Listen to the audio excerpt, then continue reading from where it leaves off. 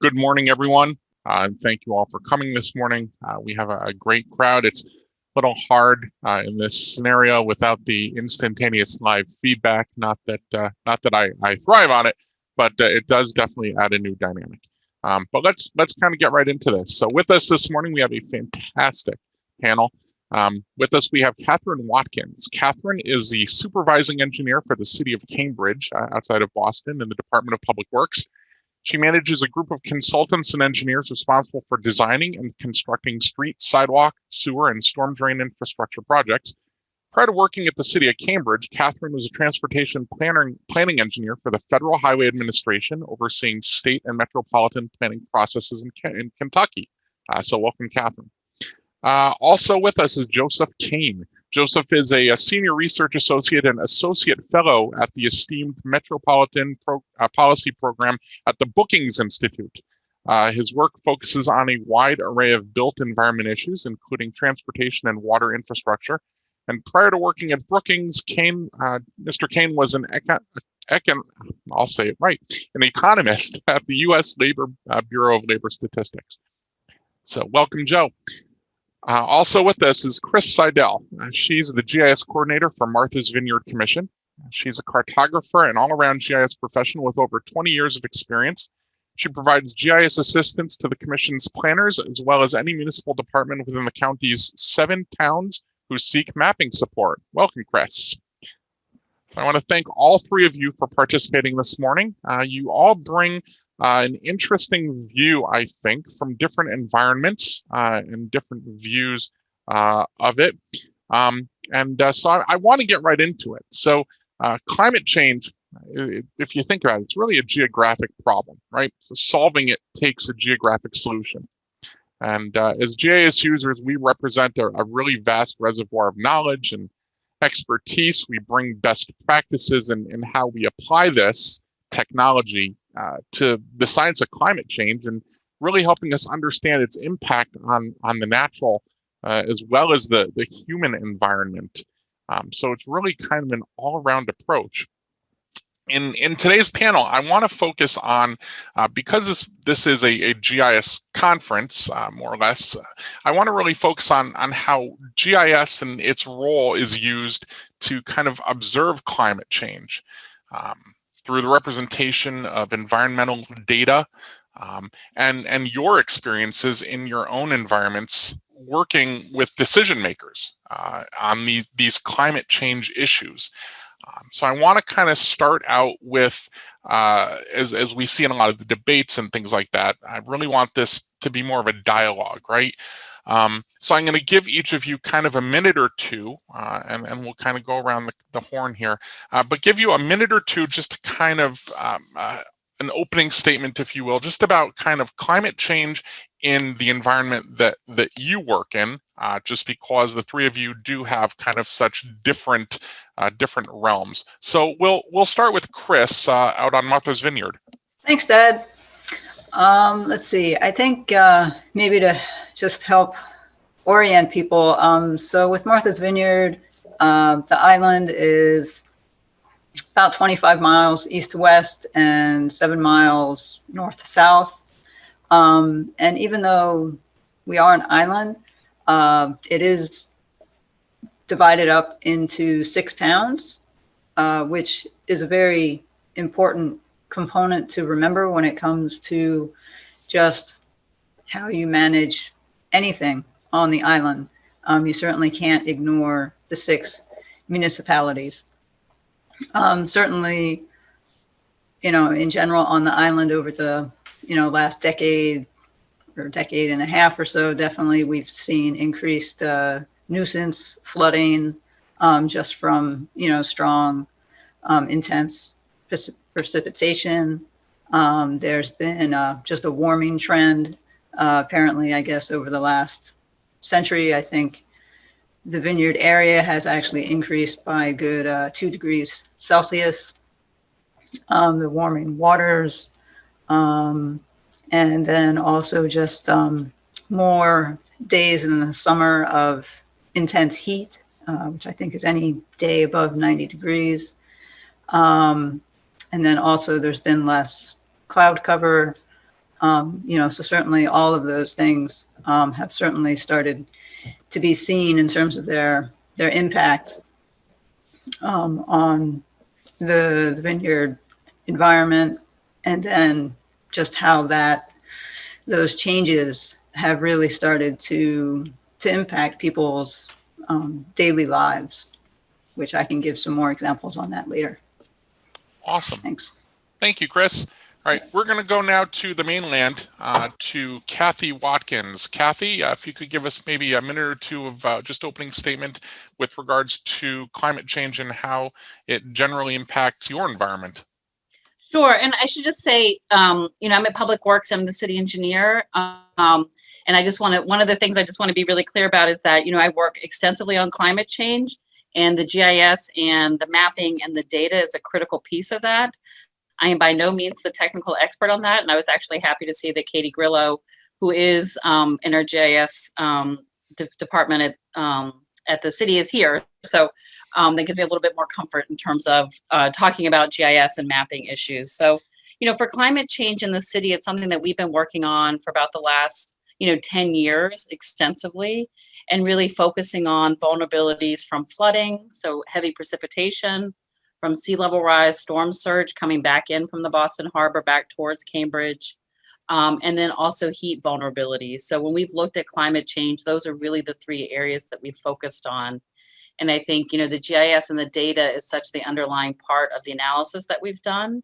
And so we can talk about some of the projects we've worked on, ranging from developing a flood viewer where people can really hone in on their individual property and get real data about projected flooding elevations for 2030 and 2070. And, what we've really tried to do is, climate change is this big thing, but then also really make it accessible and real to people so that it's affecting people's real decisions in terms of how they're doing development, how they're doing, renovations to their property, how they're thinking about tree canopy and the importance of, the urban forest. And so, I think the work we've done has really tried to take this sort of large global problems and then think about how we can make our own community more resilient. And so we really do try to bring the work back to, the people, and that's what we're really trying to protect, right, is people, and then looking at it also through an equity lens. So just sort of throwing out a lot of the concepts that we've been focusing on, but I think, there is a strong commitment in the community to focusing on climate change, to understanding its real impacts on the city and the people, and then thinking about what we can do to mitigate those impacts. So thank you. Awesome. All right. And then finally, Mr. Kane, you have an even larger view, I guess, of the picture. Go ahead, if you could, 1 or 2 minutes opening statements on the impacts of climate change on your environment.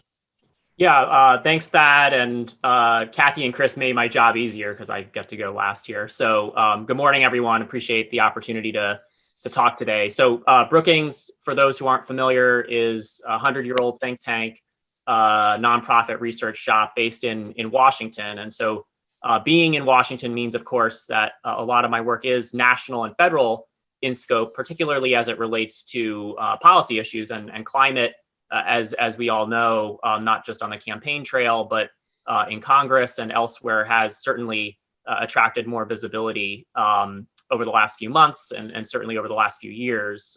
But a lot of my work is actually at the state and local level. So in as much as I am in Washington and I have an ear to that door, the reality is a lot of our infrastructure challenges and opportunities are at that state and local level. They are the primary owners and operators of our infrastructure, be it transportation, water, any other sort of related facilities. And they're the primary planners and investors in our infrastructure. Well, a stat I like to usually highlight is, states and localities are responsible for more than 3/4 of our public spending every year on infrastructure, not just operations and maintenance, but also capital projects. So in as much as this is a national global challenge, it is very much grounded and rooted in state and local action or inaction, as the case may be. And I'd say, since my work does cover so many different types of infrastructure, And I come at these issues really more from an economist perspective and a planning perspective than a pure sort of engineering perspective. Our infrastructure is a foundation for economic growth, economic opportunity. And so thinking of our climate challenges, not just in terms of those acute visible shocks that we may see in terms of wildfires, in terms of the big storm that might hit the Gulf Coast, but actually these chronic challenges too, the persistent flooding, the rising temperatures, the effects that individual neighborhoods and households are feeling every day, that ultimately has to drive our plans, our policies, and hopefully we can have better measures to inform those plans and those investments so we're targeted and intentional about how we're addressing this issue. But I'm looking forward to the conversation. I'll just stop there. Thanks so much, Joe. I really appreciate that view, and you brought up some great ideas. All three of you did, and so I'm going to kind of just roll through some talking points. By no means, I don't want anyone to think this is scripted, because we don't do anything here scripted, honestly. So I do have just a couple talking points just to kind of keep us, and things that I've been thinking about and things that I've been kind of making note of what I've been seeing kind of out there in the media and various other places and conversations I've had with folks. And one of the things that's interesting is that for a lot of folks, for many folks actually, I mean, we look at these recent events all around the world. I mean, we've had an unprecedented hurricane season. We've got crazy fires out west in Colorado and California and all over the place. Melting sea ice we hear about all the time. So it's hard to hear this and kind of deny that this kind of evidence is pointing to climate change. I mean, I think it's hard to argue that much of it is due to a man-made source of some sort. And I'm curious, and we'll kind of go around again. In your opinions, in your professional opinion, I guess, based on these observations, kind of within your professional and even your geographic environment, are we gone too far over the brink? I mean, can we make a significant change that would kind of bring about improvement? And if we do, or if we can, how do we use GIS? How do we use the tools that we have to kind of convey that message to folks who can help kind of prosper those changes that we need to kind of mitigate climate change? We'll start with Chris again. Okay.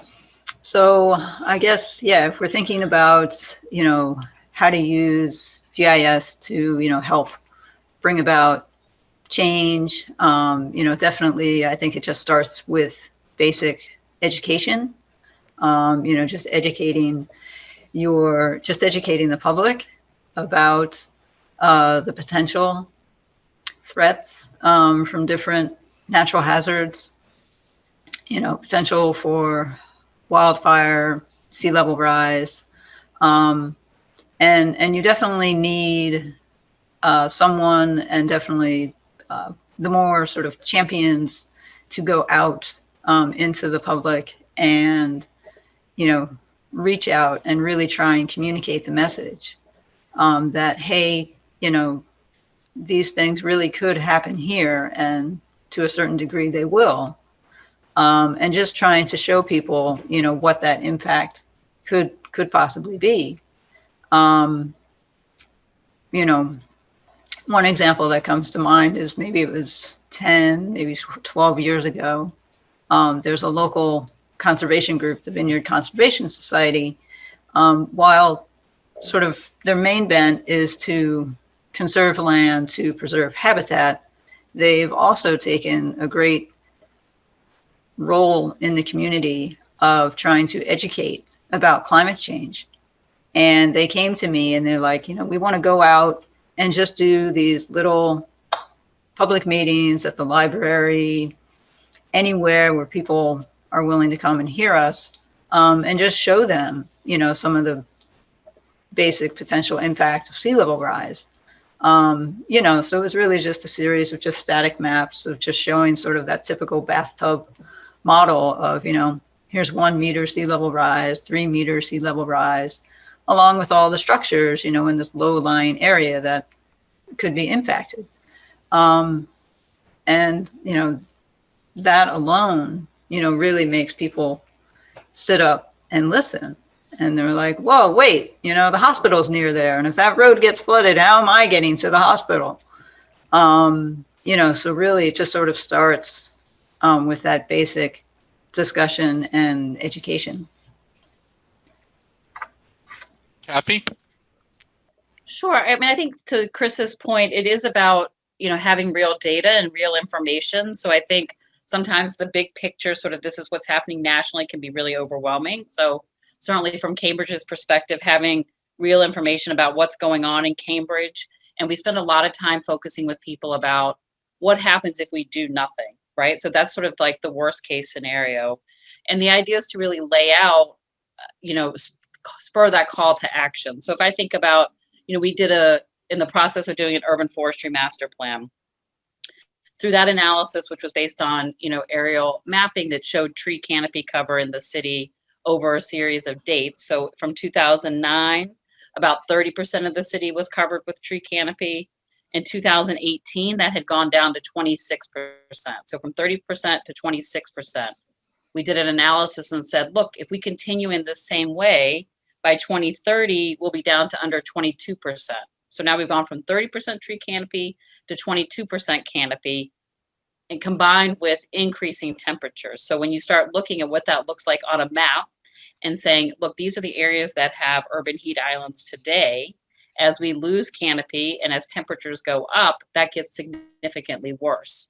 And so it's really easy to make that case of this is real, it impacts people, and it doesn't impact people equally, right? So I talked a little bit about equity, and I think that's a really important lens, is that we overlaid a lot of this data with information about equity issues, lower income, non-English speakers, older residents, and said, how does that look? And what you see is that the most vulnerable residents are in those areas with less tree canopy that are also more prone to flooding. And so again, it's about making it real and making it actionable. And so, the city spends a lot of efforts on, decreasing greenhouse gas emissions to try to, slow down climate change. And that's one important piece. But the other important piece is about resiliency and what can we do to change how Cambridge responds to climate change. And so, we're spending significant efforts even on this one issue of the tree canopy and saying, what are the measures we need to do to change that trajectory?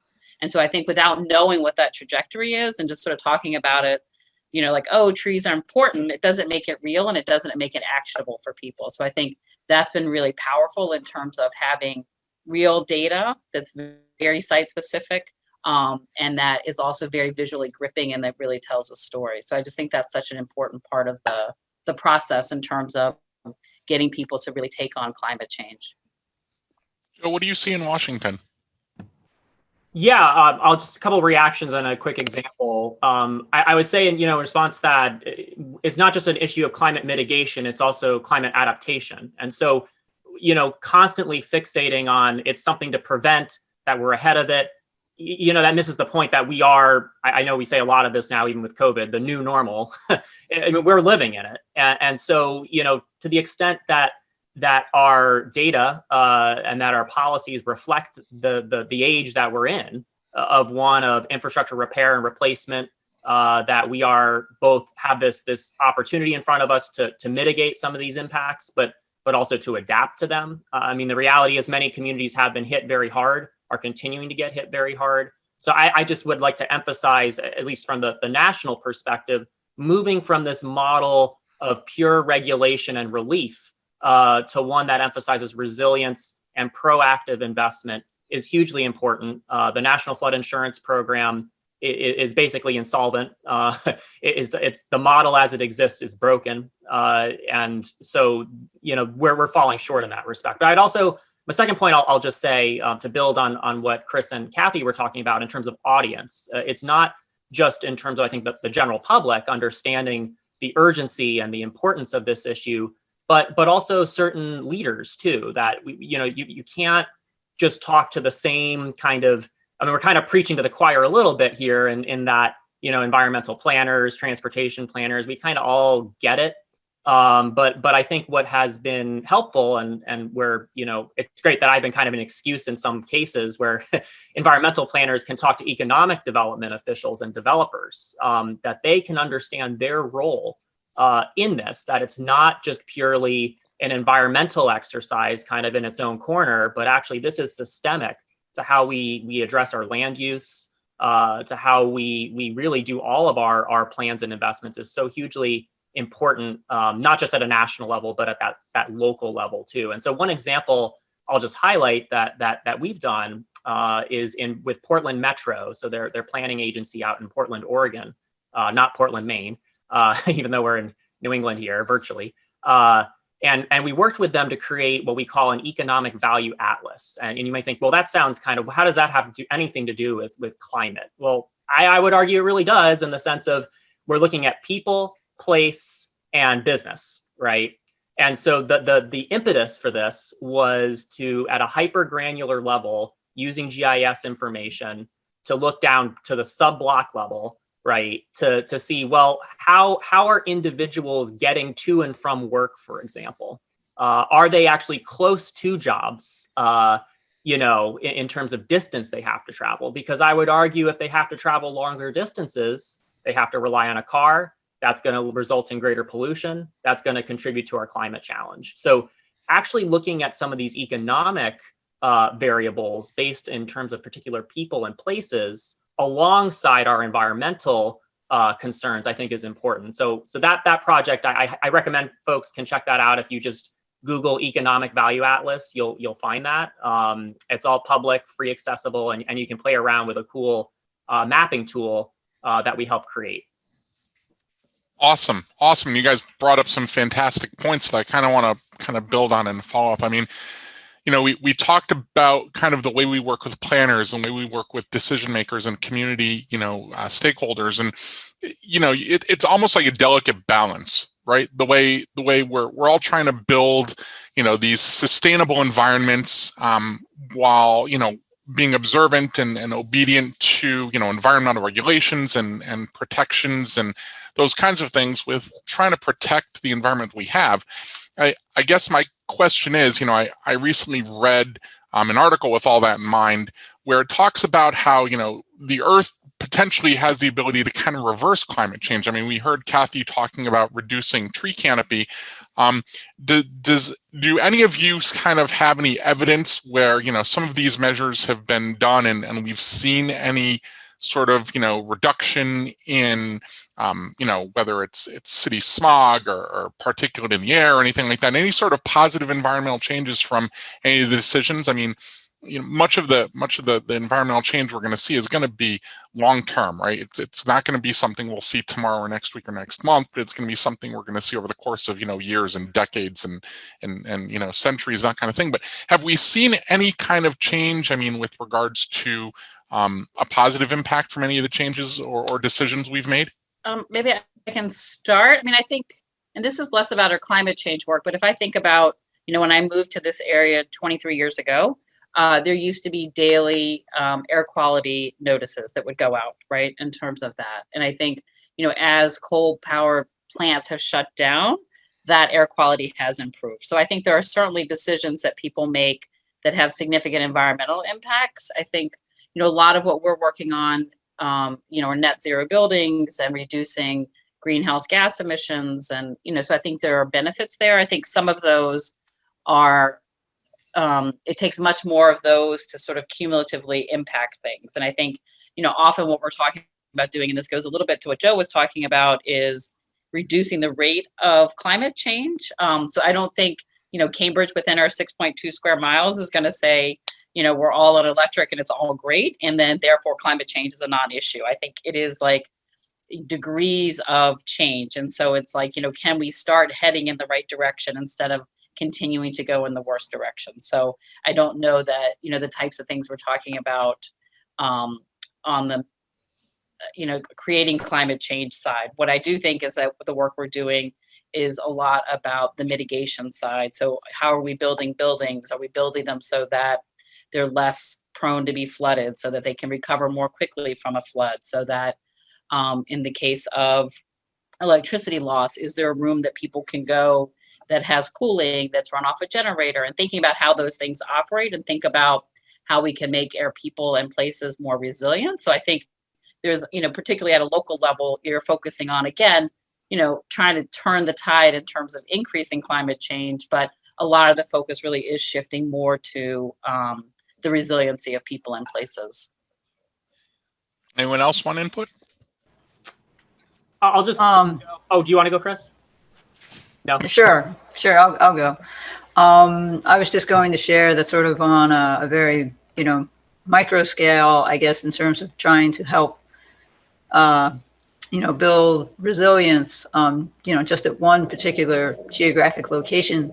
There's in Aquinnah, there's Lobsterville Beach. And I guess during Superstorm Sandy, a lot of the beach was washed away, and then it impacted a road that ran parallel to the beach. And, that road happens to be the main road that leads to their harbor. So this was a major issue in terms of impacting mobility. So in 2016, I guess, after years of getting the grant money together, and it was a great example of the Wampanoag tribe working together with the municipal town of Aquinnah, and jointly they got the funding to replenish the beach, from dredging the local pond. And then they enlisted the community to come and plant beach grass. And I think they ended up planting something like 17,000 stems of beach grass. I think it's just a great example of, the tribe working with the municipality and then the residents, and everyone really getting behind this effort to try and replenish and restore and maintain this recreational beach and the road leading to the harbor. And it turns out even in April of this year, they did socially distanced beach grass planting, at that same beach, again, to just, to stick with it and to maintain. So, it's not just once and done and, you're in and out and it's all finished and you can go away. They've stuck with it. Thad, I'll just jump in quickly. I totally agree with Kathy and Chris in that, at least in Washington, the inclination is with our infrastructure, the challenge is so big, there has to be one big solution for all of it. And there are no silver bullet solutions here. When we think of there's one measure that's going to kind of tell us what we need to do, or there's one investment or one project that's going to solve it all. And so, one example I like to point to, given sort of the fiscal constraints that so many states and localities were facing pre-COVID, but especially now, post-COVID or during COVID, is there's no capacity, fiscally speaking, to make proactive investments in many places, right? They're barely able to just keep on maintaining what they already have built out. And this is coming. Like, this is going to be a challenge that's going to be evolving here over the next few months, if not years. But Prince George's County in Maryland, they had huge combined sewer overflow issue. They faced regulatory mandates from EPA to clean up this challenge. It was a huge challenge because it feeds into the Chesapeake Bay watershed down there. And rather than looking towards gray infrastructure improvements, big centralized facilities that are costlier to maintain, aren't necessarily as resilient, they were like, how do we build at scale a collection of thousands of green infrastructure projects across the whole county to help address this challenge? So that's almost like a sponge, right? That we can better absorb our more extreme, and in their case, more extreme flooding. So they adopted through new measures what they call the community-based public-private partnership, where the county worked with a private sector consortium to help advance investments, but also better measure what some of their flooding challenges are. So I just like to say that example. Obviously there's a lot more detail to it, but I like to say that example that there isn't just one project. It's often collections of projects at scale over time, often from the bottom up, that are going to ultimately address some of these challenges. But it's that issue of scale and scalability and consistency that I think is important from place to place. Yeah, that I agree with all of that. And keeping kind of that idea in mind, that idea of kind of these multiple projects, I guess to kind of bring it back to where we are.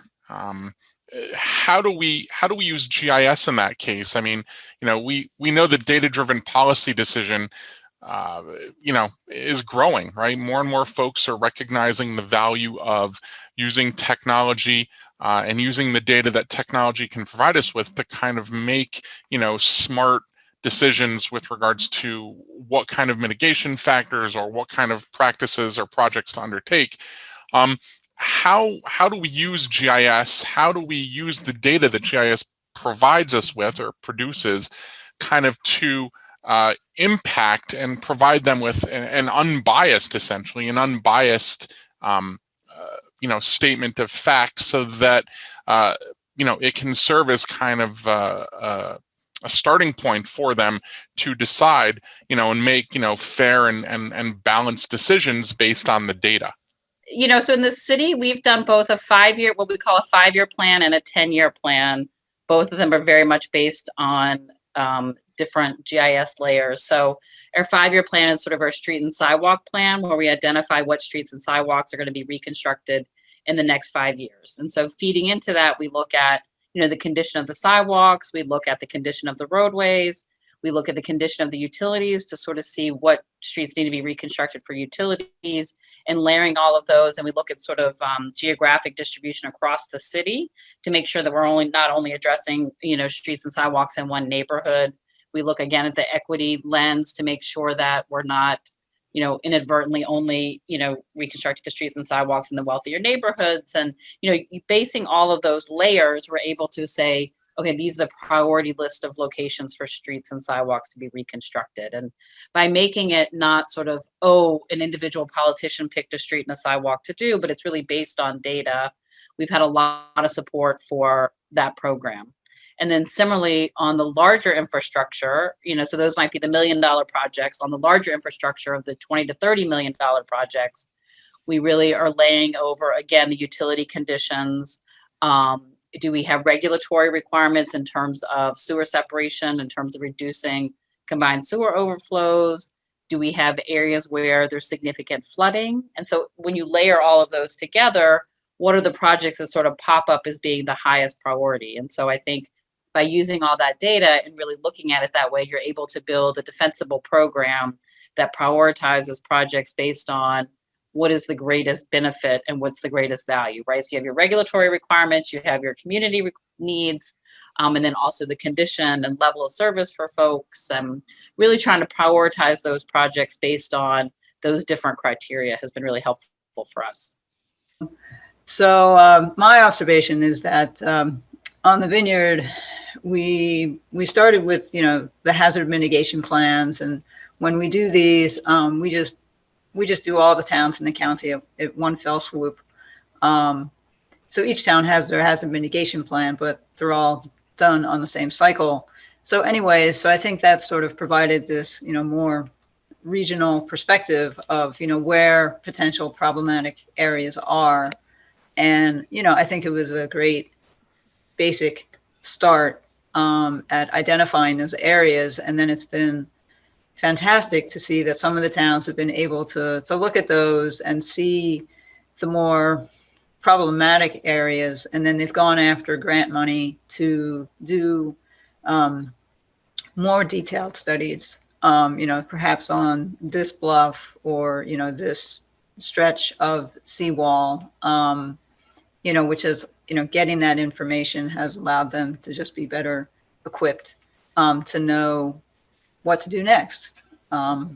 So, and while many of those sort of engineering scale studies have been very site specific, now recently there's actually been sort of this pullback to, well, gee, now we should really try and look at the island as a whole and not be divvied up into 6 municipalities. And finally, we're doing more of a region-wide climate change impact assessment. And now we're actually involved in a grant and a project with the Center for Coastal Studies out of Provincetown, and they're looking at storm tide pathways all across the island.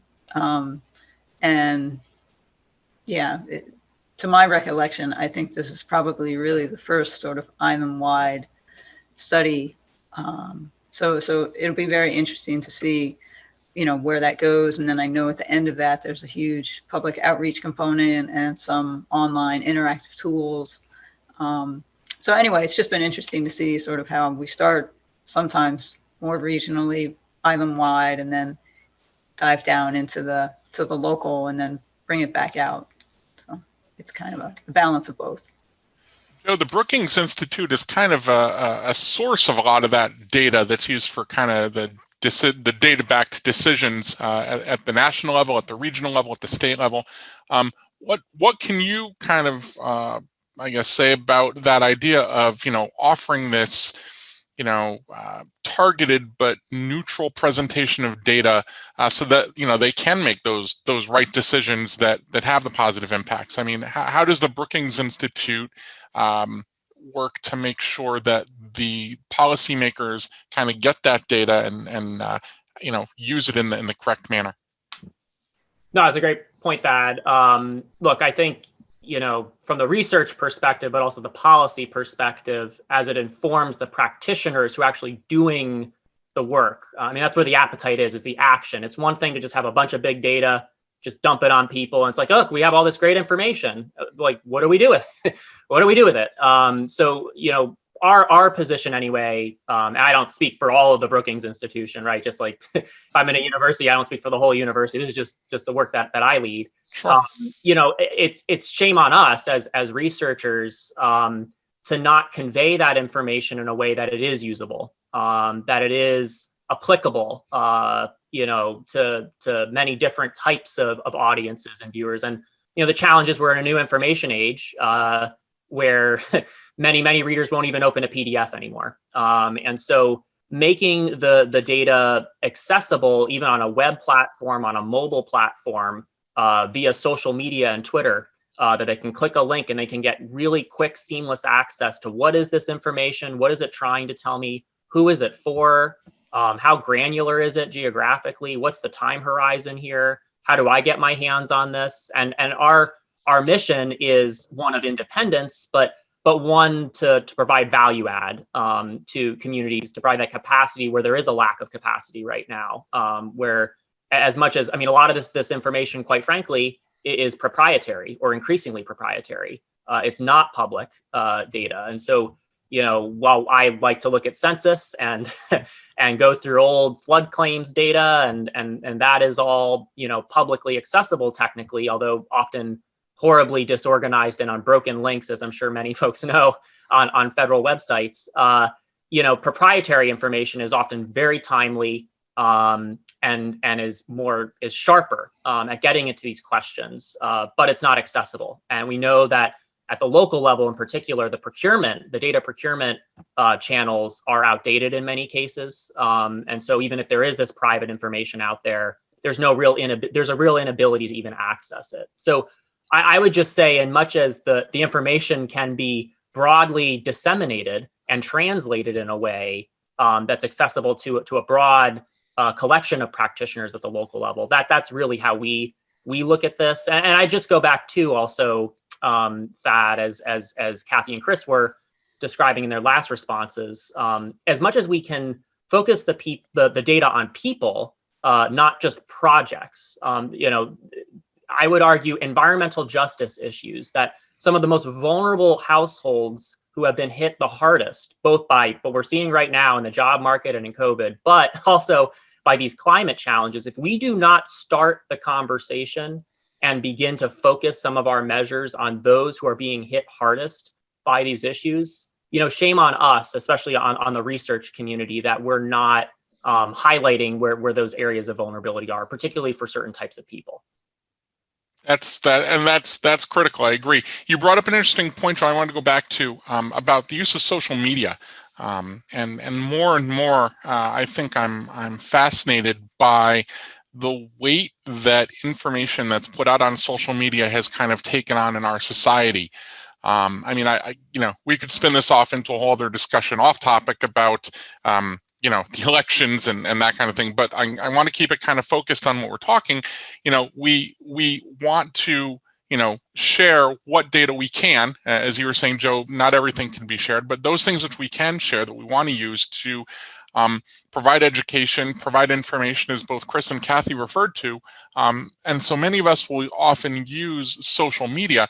How do we convey that idea of authority? And like I said, there's so much disinformation out there on a myriad of topics. But with regards to climate change, and we create a map and we publish it as a web application or something like that. How do we use social media to spread that word so that folks understand, the seriousness of climate change and kind of what everyone can get and take away from that information that we put out there? And I'll open it for discussion. I mean, don't feel the need to be called on. Yeah, I would just share that. From the Martha's Vineyard Commission standpoint, I don't really think that we've been utilizing social media, perhaps to a benefit that we could. And I myself don't even partake in any social media, and I've even been holding out and not even buying a smartphone. So I've really just been staying away from all of that. I envy you, Chris.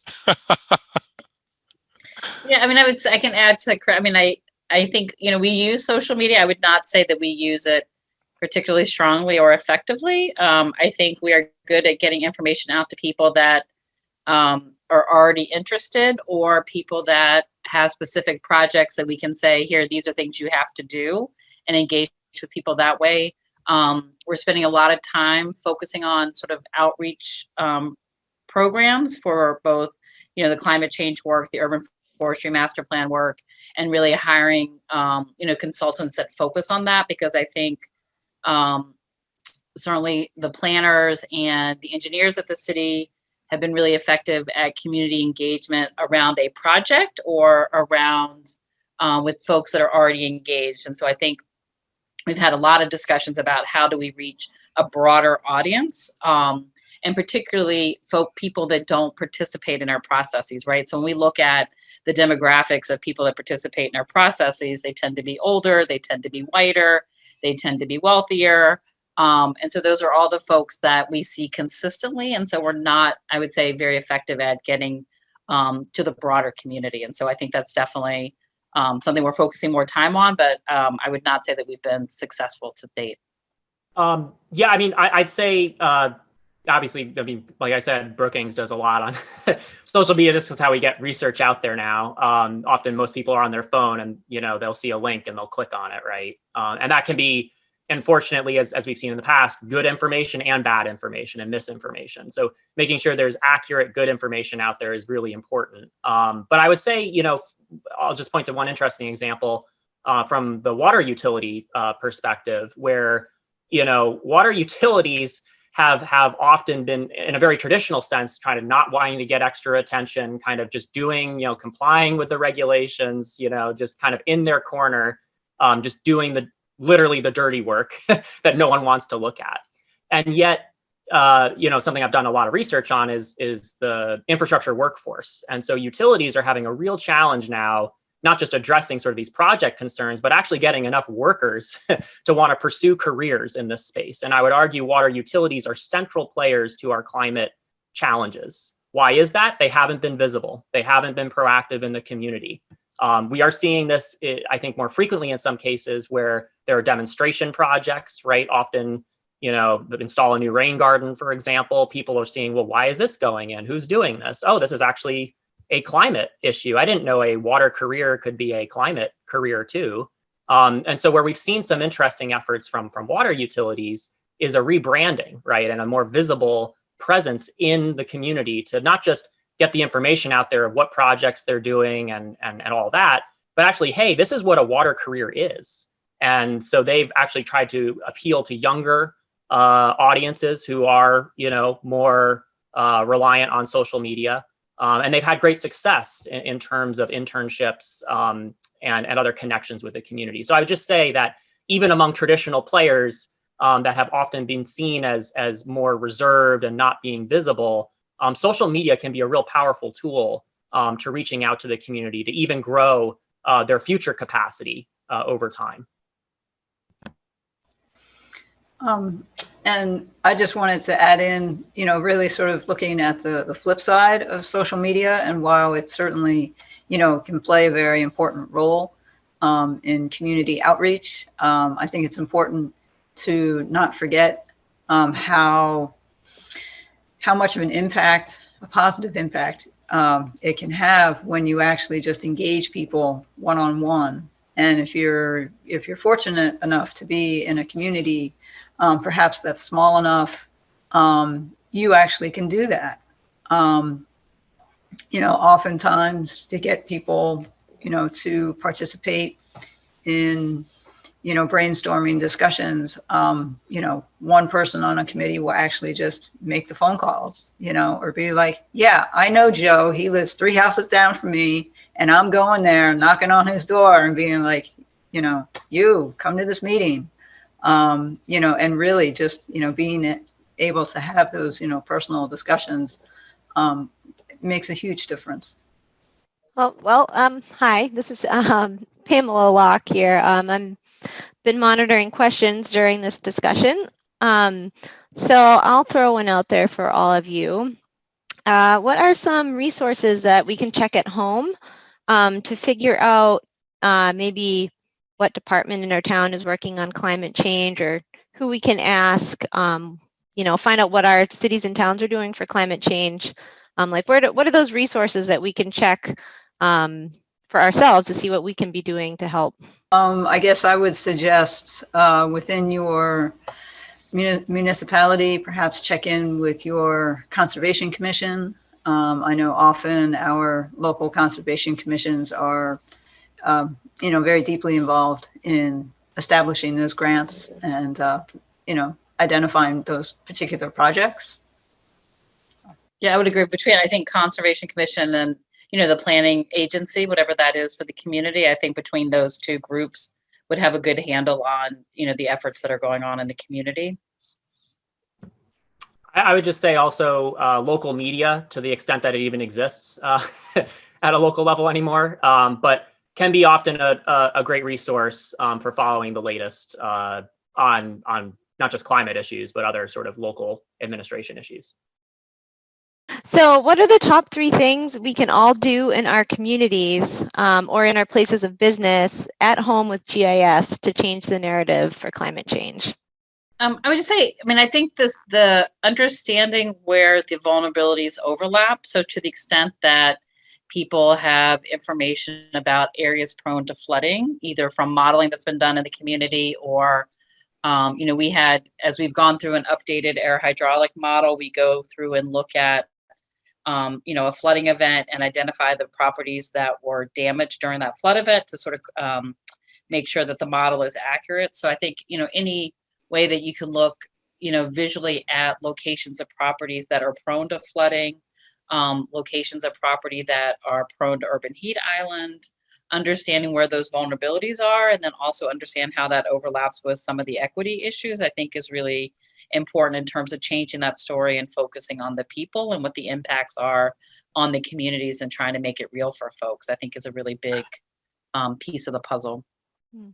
So across Massachusetts, towns have their own conservation commissions, but is there anything, any kind of standard across, the New England states or, I guess the New England states? Is there a standard that's been followed in New England? Do we work together with other states to work on climate change? Or is it just on a town by town, city by city? Right. I'm not aware of anything, you know, standardized across New England. You know, again, just sort of looking at the island, you know, definitely a lot of it can be town by town.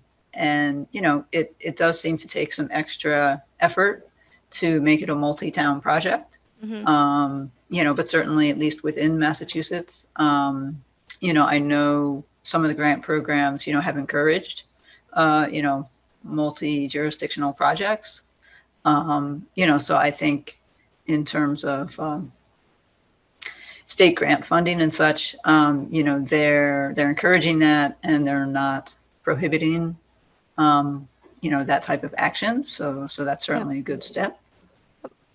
You know, one thing I would add to that, and I think, you know, Chris talked about this a little bit before about, you know, I'm not from Massachusetts. So when I moved here, this whole idea of there's 351 cities and towns trying to do the exact same thing is like totally freaking crazy to me. So, you know, I'm from Virginia. We have much more of a county-based system. And so the scale of it is very different. And so, you know, up until about the last 5 years, I would say everyone was fairly balkanized. And so there was some regional collaboration efforts, but, you know, they're pretty much at the fringes, to be honest. And everyone was sort of very parochial focused on their community. And I think one of the things that I think some change in political leadership, and then also a lot of the work on climate change has made really clear is that you can't look to solve, and I put that in quotes, but you can't look to address these issues only focusing on your boundaries, right? So we do these flood maps, and, you know, the first rounds we did, we were like, we cut it off at the boundary, right, of the community, because we didn't want to sort of like say, oh, this is the flooding in Arlington, and was that presumptuous of us?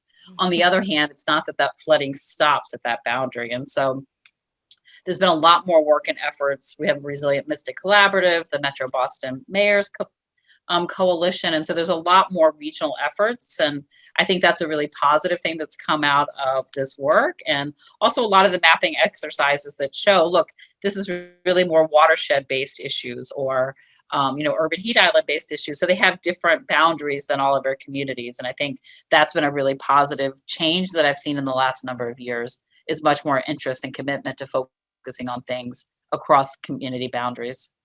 Yeah, that's great. That's great. Thad, did you have a question?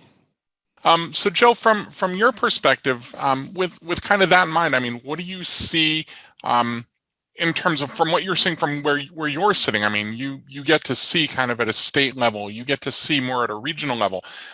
Do you see any of this cross collaboration? Do you hear any rumblings in Washington of folks, you know, encouraging, or what kind of steps folks are taking? Because, you know, as Kathy pointed out, it doesn't stop at the community boundary. I mean, you know, climate change stretches across, you know, state borders, country borders. There really is no boundary to kind of contain climate change. What are you hearing, seeing, that kind of thing?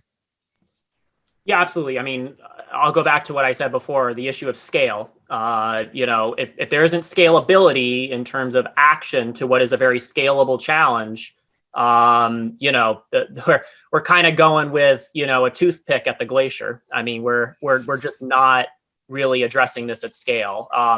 This is, but it's really hard. You know, the reality is we both at a federal level, but even locally, you know, we govern our infrastructure in silos. You know, water people often don't talk to transportation people, don't talk to energy people, don't talk to telecommunications people.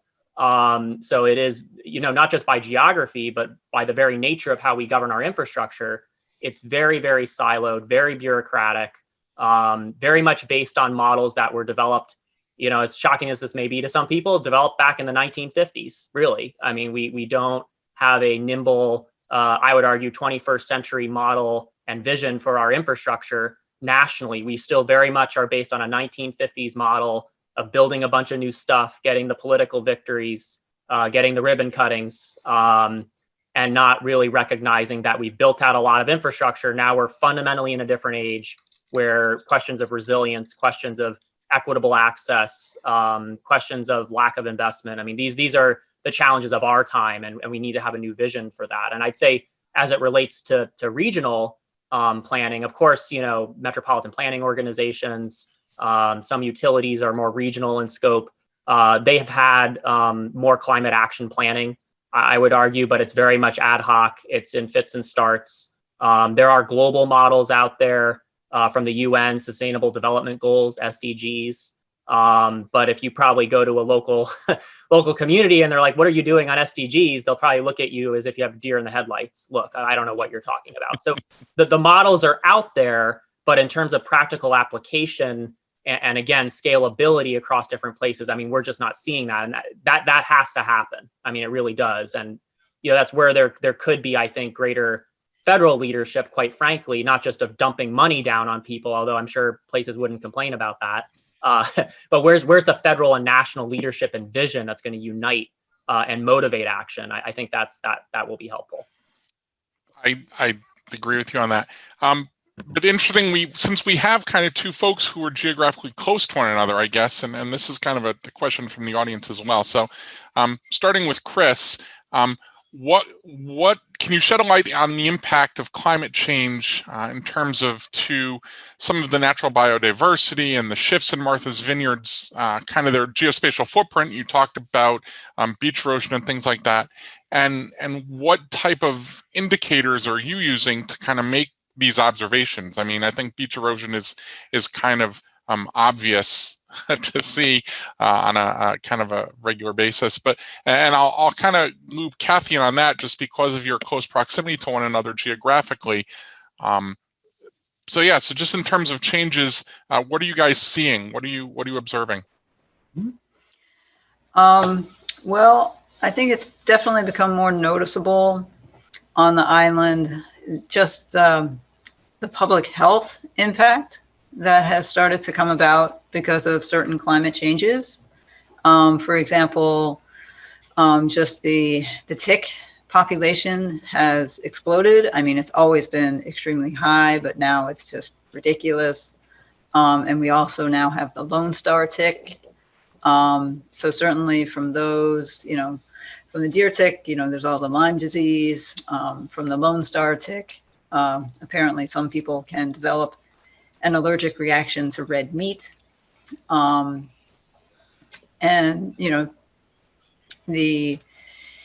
the increase in that tick population, is believed to be correlated to the increase in temperature and the warmer winters, and the ticks don't die off. This summer, we've had a pretty intense cyanobacteria in many of our coastal ponds, and that too can also have some health implications. Apparently it can cause like an atypical pneumonia, just lots of body aches. And then I thought I had a third one for public health, but I've lost it at the moment. Anyway. Cambridge, I'd say, is much more of a, fully built out environment. And so I think, we have a little different perspective, but certainly from the public health perspective, we are seeing increase in mosquitoes and West Nile virus. So that is an issue that we're seeing. I think in our tree plantings, we're seeing, needing to shift in terms of some of the species of trees that we plant. We want to make sure we have a wider variety of tree plantings than we've done in the past. We've relied too heavily on a few species and need to have more biodiversity there. And then I think, from our perspective, we're trying to add more natural areas as we can. So, we've built a 3.5 acre wetland, and we're trying to do more green infrastructure and, understanding those co-benefits of, adding in more green infrastructure in areas that make sense depending on soil conditions and other things. But I think we're a little bit of a difference in terms of, trying to add back in some nature as we can. Awesome. So I want to kind of make this the last question because we're approaching the end here, and this is kind of a question to everybody. The youth is the taste of a new generation, so to speak, and we know that you conceive in the youngest of young really making a push for environmental awareness and Earth Day movements and all kind of great things going on amongst young people. of which I've got 2 at home, and I know several of the board members as well. And I guess I'd like to ask all of you, from your professional opinion, from your personal opinion even, how would you recommend we engage the youth, or continue to engage youth and young people in this discussion on climate change, kind of as a call to action? What can we kind of point them and let them loose on? And again, I'll open it up for all of you to kind of jump in. I think if the discussion begins at school, whether it's maybe perhaps a nonprofit conservation group that, goes in and starts the discussion. And it is pretty amazing how quickly I think the youth can, become engaged and excited by doing what they can to try and protect the environment. I know there were some middle schoolers here on the island who actually put together a warrant article for their town to ban single-serving plastic soda bottles, and it passed. And then it actually passed in 2 other towns on the island. And apparently this particular ban, I guess, is like the first in the nation. And this was really all just spearheaded by the youth. So I think in any way that you can just start the conversation, they'll most likely get behind it.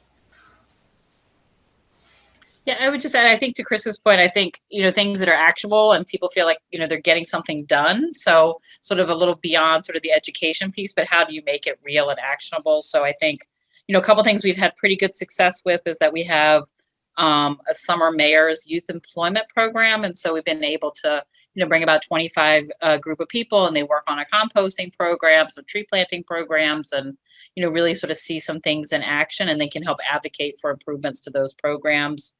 We've also had a water by bike program where we hire 5 to 10, usually late high school, college age kids, that bike around the city and then water trees by bike, and they're quite visible. And then, they also engage with residents. And so it's been a pretty successful, visible program that's, watering trees and helping them survive. And then also sort of half outreach and half watering program. And so things like that have been really successful, and just trying to engage them as productively as possible and trying to make real change. Awesome. Joe?